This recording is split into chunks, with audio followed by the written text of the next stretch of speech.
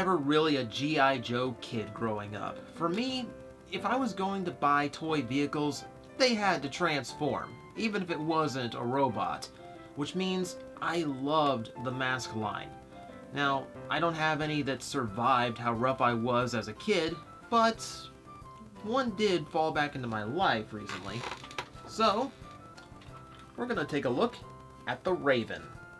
The vehicle mode is a Corvette C4, and my dad would be so proud of me for knowing that.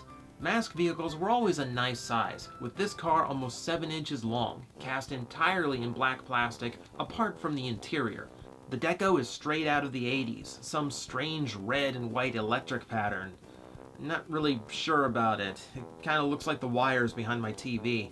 Some of the details interest me, because they didn't put any Corvette emblems or trademarks on the car, but the rubber tires are labeled Goodyear. And I'm not entirely convinced that anything to do with kids' toys is really where you want to put product placement. Driving the vehicle is Calhoun Burns, a NASCAR name if I ever heard one. It's not a bad little figure for less than 3 inches tall, with vertical motion at the shoulders and hips, hinged knees, and a swiveling neck. Quite a bit of paint, too. Molding's even nice for the era. The M.A.S.K is Gulliver. Not bad, but a little too much like a standard racing helmet for my tastes. Naturally, he sits inside the Raven on either side, and it even has a seatbelt for him. Trick is, the M.A.S.K makes him a little too tall to close the door. No matter how I adjust things, I can't get it to completely close, which is a shame. But the M.A.S.K is only for the transform mode, so let's get to that.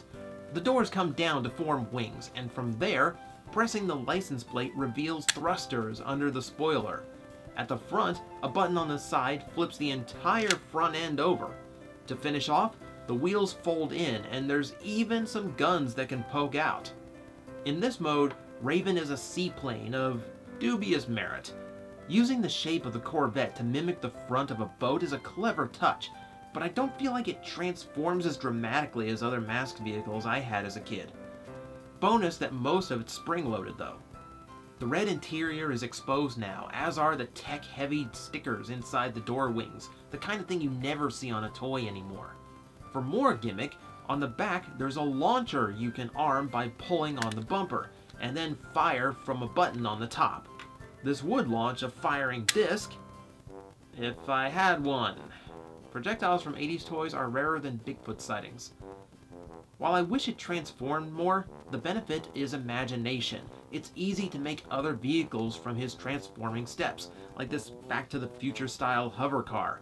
While it's not as complicated as other toys from its line, I admit there's some charm to it, and all the spring-loaded gimmicks are kind of fun. But it does kind of put me in the mood for more transforming toys. Not Transformers though.